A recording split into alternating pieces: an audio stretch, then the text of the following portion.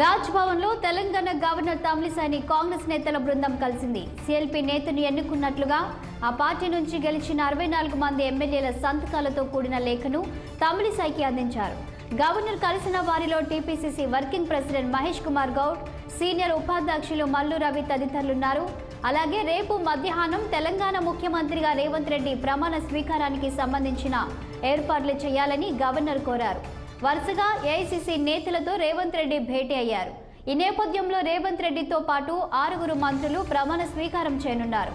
ఒక deputy CM, 5 మంత్రులు ప్రమాణ స్వీకారం చేసే అవకాశం కనిపిస్తోంది. స్పీకర్ ఎవరనేది తెలిసిన తర్వాత మరోసారి మంత్రివర్గ విస్తరణ జరుగుతుంది.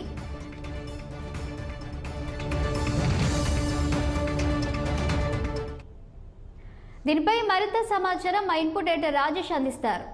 రాజేష్, చెప్పండి. ఇప్పటికే ఏఐసీ నేతలతో కూడా ఒకవైపు రేవంత్ రెడ్డి భేటీ అయ్యారు, ఇటు గవర్నర్తో కాంగ్రెస్ నేతలు కూడా భేటీ అయినట్టు తెలుస్తుంది. దీనిపై తాజా సమాచారం ఏంటి? సరేనే, రేవంత్ రెడ్డి ఉదయం నుంచి కూడా ఇది 2వ రోజు ఢిల్లీతో బిజీగా గడిపారు. ఏఐసీసీ నేతలంతా కూడా ఆయన కలిసి ప్రమాణ స్వీకారానికి ఆహ్వానించారు. అయితే రేవంత్ రెడ్డి ఇటు భేటీ అయ్యారు. అయితే సోనియా గాంధీ కొన్ని దిశానిర్దేశాలు అంటే సమన్వయంతో పాలన కొనసాగించాలి, అదేవిధంగా ఉన్న సీనియర్ నేతలు కావచ్చు అందరితోటి సమన్వయం కలుపుకొని ముందుకెళ్ళాలి, ఎందుకంటే మీరు ముఖ్యమంత్రిగా బాధ్యతలు చేపట్టారు కాబట్టి అందరితో కలిసిమెలిసి ఉండాలి అనే విధంగా కొన్ని సూచనలు సలహాలు కూడా సోనియా గాంధీ రేవంత్ రెడ్డికి ఇచ్చారు. ఇక తర్వాత ఇటు డీకే శివకుమార్ తోటి ఉత్తమ్ కుమార్ రెడ్డి, అదేవిధంగా బట్టి విక్రమార్క కూడా భేటీ అయ్యి ఇప్పుడు బయటకు వచ్చారు. ఆ తర్వాత ఇటు శ్రీధర్ బాబు కూడా డీకే శివకుమార్ తో భేటీ అయ్యారు. అంటే ఈ భేటీకి ప్రధాన ఏంటి విషయం అంటే, ఇప్పుడు ముఖ్యమంత్రిగా రేవంత్ రెడ్డి అయిపోయారు.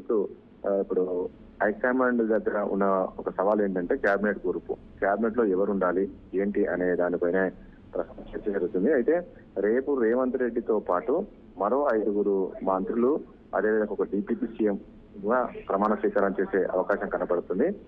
ఎందుకు అంటే మొత్తం యాక్చువల్ రేపే మొత్తం అయిపోతుంది అనుకున్నప్పటికీ, అందరి మంత్రివర్గ విస్తరణ ఉంటుంది అనుకున్నప్పటికీ ఇంకా కొన్ని పేర్లు ఇప్పుడు రేవంత్ రెడ్డి కొన్ని పేర్లు ఇవ్వడం, అదేవిధంగా ఉత్తమ్ కుమార్ రెడ్డి కొన్ని పేర్లు, బట్టి విక్రమ అంటే వీళ్ళందరూ ఇవన్నీ చెప్పడంతో కోస్తా అది ఒక కొలిక్కి రాలేదు ఫుల్ క్యాబినెట్ కు. సో దీంతో ఇప్పుడు ప్రధానంగా రేవంత్ రెడ్డితో పాటు 5 మంత్రులు డిప్యూటీ సీఎం అయ్యారు. ముఖ్యంగా స్పీకర్ వీళ్ళు మాత్రమే రేపు ప్రమాణ స్వీకారం చేస్తారు. ఆ తర్వాత స్పీకర్ది కూడా అది ఇంకా కసరత్తు నడుస్తుంది.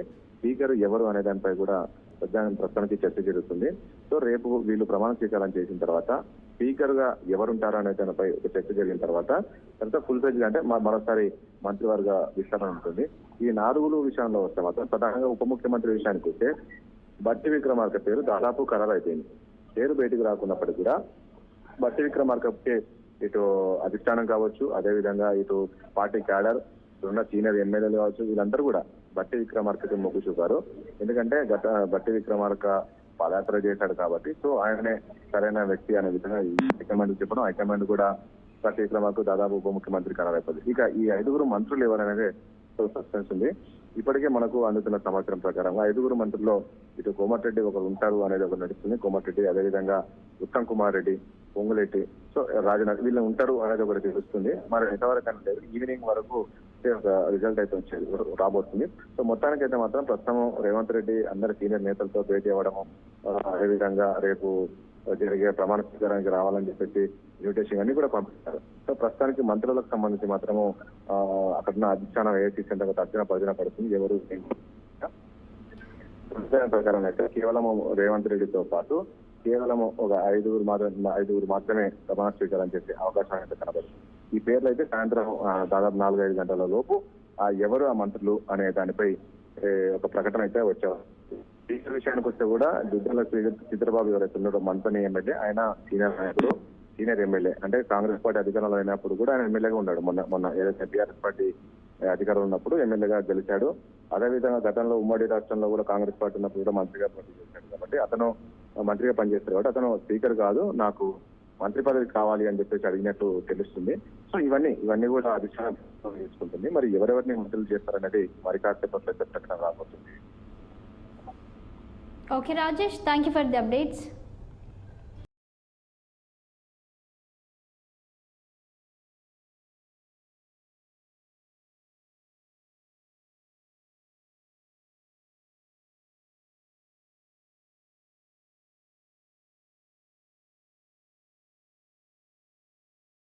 తెలంగాణ గవర్నర్ తమిళిసైని కాంగ్రెస్ నేతల బృందం కలిసింది. సిఎల్పి నేతను ఎన్నుకున్నట్లుగా ఆ పార్టీ నుంచి గెలిచిన 64 మంది ఎమ్మెల్యేల సంతకాలతో కూడిన లేఖను తమిళిసైకి అందించారు.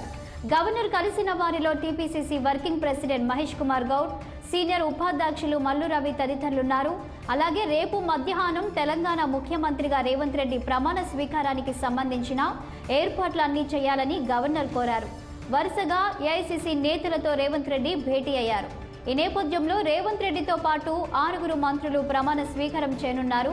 ఒక డిప్యూటీ సీఎం, 5 మంత్రులు ప్రమాణ స్వీకారం చేసే అవకాశం కనిపిస్తుంది. స్పీకర్ ఎవరనేది తెలిసిన తర్వాత మరోసారి మంత్రివర్గ విస్తరణ జరగనుంది.